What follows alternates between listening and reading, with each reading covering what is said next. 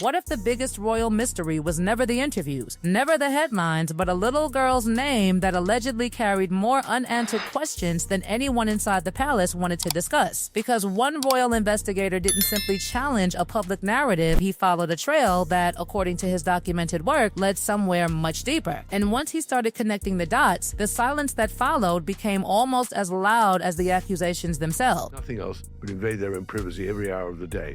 And I do think the use of the children is quite reprehensible. Well, And Harry introducing his children to England. It ain't gonna be like that. And there's a long way to go before... Our dream girl, happy 5th birthday, Lily, the As Ever founder captioned her post alongside a white heart emoji. Lilibet Diana Mountbatten Windsor, more specifically her name, is already making headlines. With conflict... But the monarch and King Charles has only met Lily once, who is named after Queen Elizabeth's childhood nickname, seemingly against her chagrin. When Tom Bower calmly declared on live television, "I don't mind Harry, it's Meghan I'm after," millions of viewers believed they had just witnessed another fiery television exchange. But behind those 7 words was something far more explosive. That sentence wasn't spoken by someone searching for attention. It sounded like the warning of a man who believed he'd already assembled the evidence and was simply waiting for everyone else to catch up. The internet immediately exploded, social media split into familiar camps, and commentators rushed to defend one side or attack the other. Yet amid all that noise, almost nobody stopped to ask the most important question. Why would an experienced investigative writer sound so certain unless he believed the story had already been built piece by piece? According to Bower's investigation, this wasn't simply another disagreement between the Sussexes and the British press. It wasn't another chapter in the endless feud between royal supporters and royal critics. He appeared to be suggesting that the public had been looking in the wrong direction all along. While everyone argued over interviews, documentaries, and public appearances, another trail had allegedly been growing quietly in the background.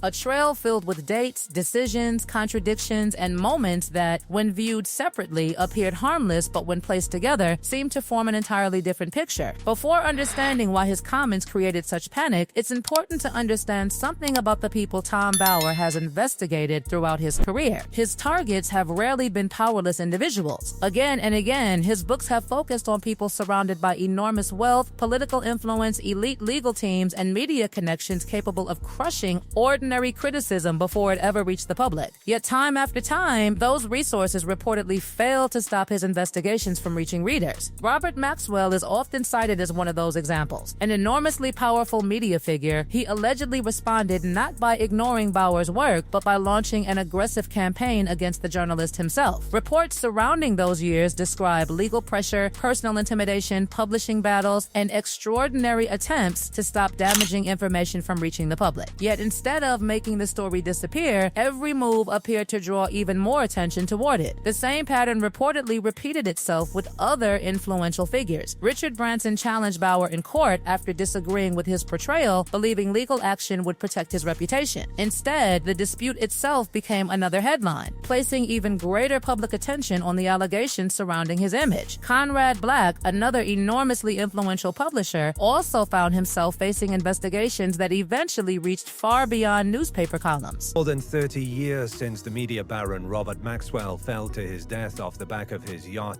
Lady Ghislaine. Again, according to Bower's supporters, the common thread wasn't simply that powerful people disliked his work, it was that every attempt to silence it seemed to strengthen public curiosity instead of weakening it. That history matters because it explains why his comments about Meghan attracted immediate attention inside royal circles. If this wasn't being presented as tabloid gossip built around anonymous whispers, Bower's reputation has long rested on assembling interviews, documents, and cross-referenced accounts that are intended to withstand legal scrutiny. Whether readers agree with every conclusion or not, his approach has consistently been portrayed as methodical rather than impulsive. The Sussexes, meanwhile, entered this period with considerable advantages of their own. They had international recognition, experienced lawyers, sympathetic audiences across multiple countries, major media partnerships, and a carefully developed public narrative that positioned them as people who had escaped an institution they believed had failed them. That story had become one of the defining royal narratives of recent years, repeated through interviews, documentaries, speeches, and public appearances. It's known for his unauthorized biographies, including the recently re-released publication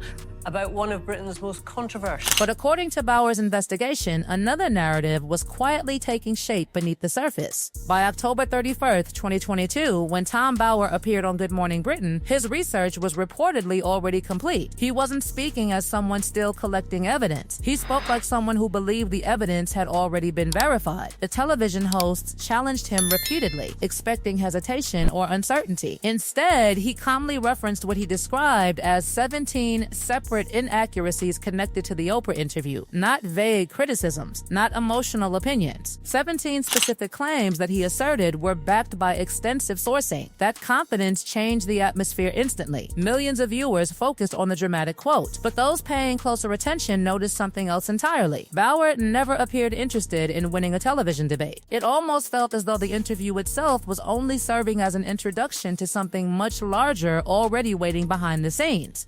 He, Tom Bauer, has made a career out of constructing ever more elaborate theories about people he does not know and has. While critics argued about whether his remarks were too harsh, supporters pointed toward the documentation he claimed had already been assembled. Both sides debated the messenger, but very few examined where his investigation was actually leading. And according to Bauer's account, it wasn't leading toward another argument over media bias or palace politics. It was moving towards someone who had never spoken publicly, never given an interview, and had become connected to one of the monarchy's most emotionally significant names. The moment the investigation reached the name Lilibet, the entire conversation allegedly changed. According to Bauer's documented account, this was no longer simply about interviews, public relations, or competing versions of royal life. It became a question of symbolism. The nickname Lilibet was never viewed as an ordinary royal name. It had long been associated with Queen Elizabeth II in an intensely personal way, known only to those closest to her throughout much of her life. That is precisely why the decision reportedly triggered such strong reactions behind palace walls. I said in 2 words: desperation and failure. Meghan is someone who is desperate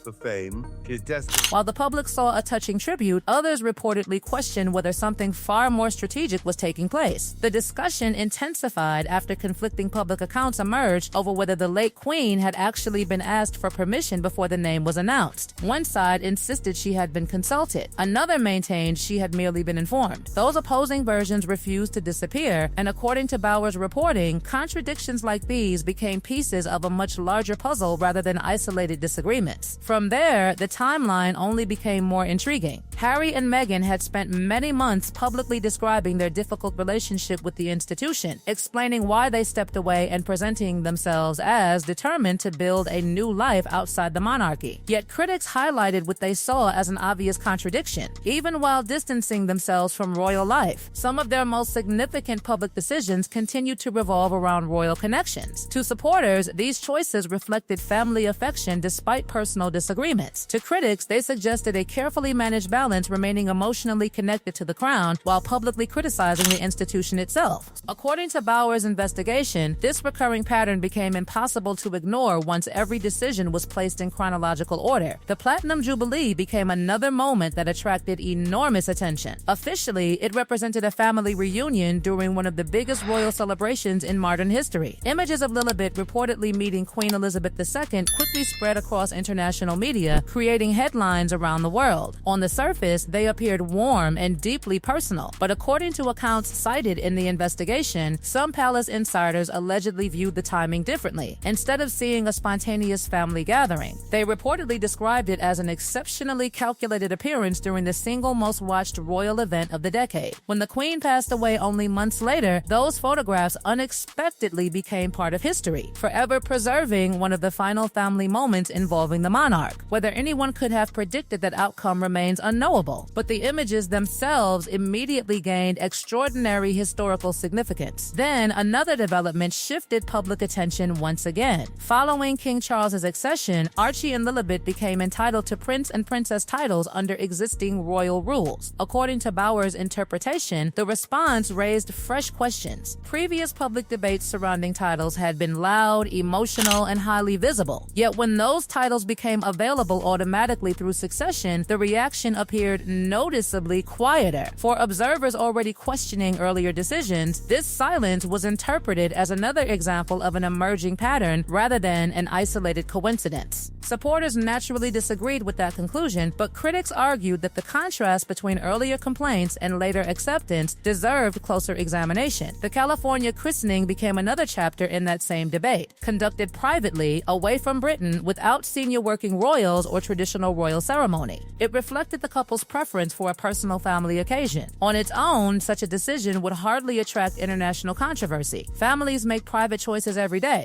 Yet Bauer reportedly argued that context changes everything, looking at the name, the Jubilee visit, the titles, and the christening together. He claimed they revealed a consistent approach rather than disconnected events. Whether readers ultimately accepted that conclusion or rejected it entirely, the investigation invited them to compare each public statement with the sequence of documented decisions. Perhaps the most striking element, however, was not any single allegation but what followed afterward. According to the investigation, the Sussexes possessed experienced lawyers, extensive resources, and a well-established history of defending themselves through legal channels when they believed reporting crossed the line. Yet after Bauer's book appeared, the response was comparatively restrained. Observers interpreted that silence in very different ways. Some believed it reflected confidence that the claims did not deserve further attention. Others viewed it as a calculated legal decision to avoid giving additional publicity to the book. Whatever explanation people preferred, the absence of a prolonged public battle became a story in itself. That is why this controversy continues to generate debate years later. It is no longer simply about one television interview or one best-selling book. It has evolved into competing narratives about motive, timing, symbolism, and public perception. Bauer insists his work follows documents, chronology, and cross-referenced accounts. Harry and Meghan continue telling their own version of events through their public appearances and projects. The public remains divided, examining the same timeline while reaching dramatically different conclusions. And perhaps that explains why this story refuses to disappear. Every new royal development sends people back to the same unanswered questions, searching once again for clues hidden inside decisions that, on the surface, once appeared perfectly ordinary.